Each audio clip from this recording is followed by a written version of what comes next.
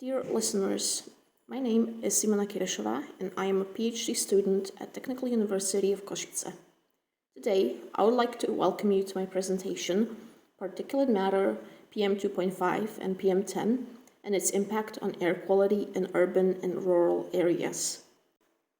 The subject of this presentation is calculating air quality indices for PM2.5 and PM10 measured from December 2021 to April 2022 in urban and rural areas.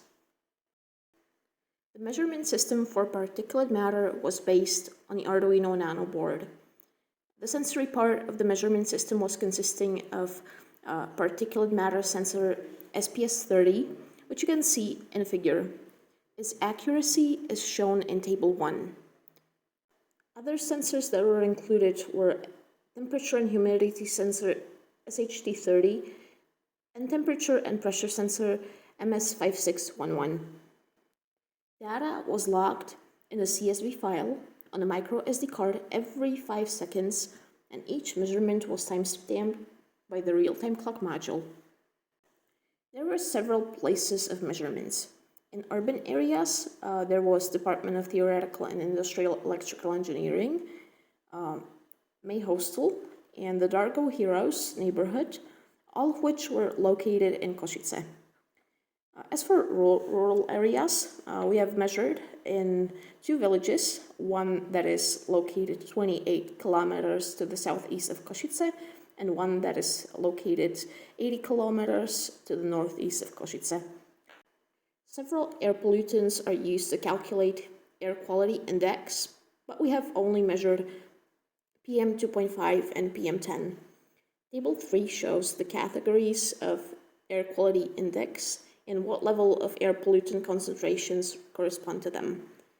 Air quality sub-indices for particulate matter are calculated from daily averages of mass concentrations according to the equation, which can be seen on the slide. The final air quality index is equal to the air quality sub-index with the highest value.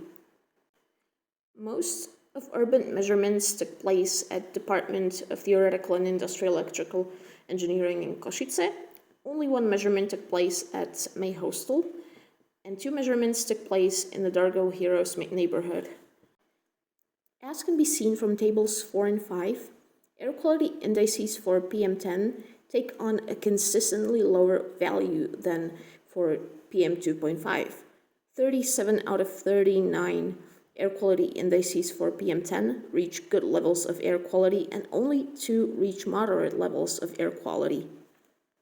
Compare this to PM2.5, where only 13 reach good quality, 20 reach moderate air quality, and there are also 4 instances of air quality that is unhealthy for sensitive groups and 2 instances of unhealthy air quality in general.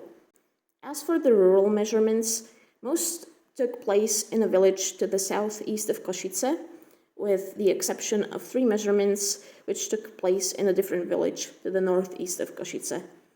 For PM2.5, 17 air quality indices fell under the moderate category, followed by the unhealthy for sensitive groups category, which consisted of 10 measurements, followed by the unhealthy category, 2 measurements, and only 1 measurement showed good air quality.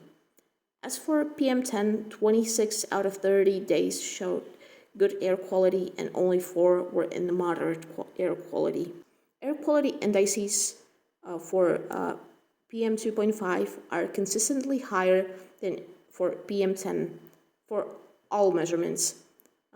Thus, we conclude that PM2.5 has stronger negative impact on the air quality than PM10.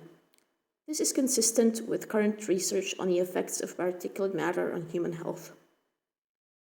From March and April measurements, there appears to be a decreasing trend in air quality indices for both pollutants.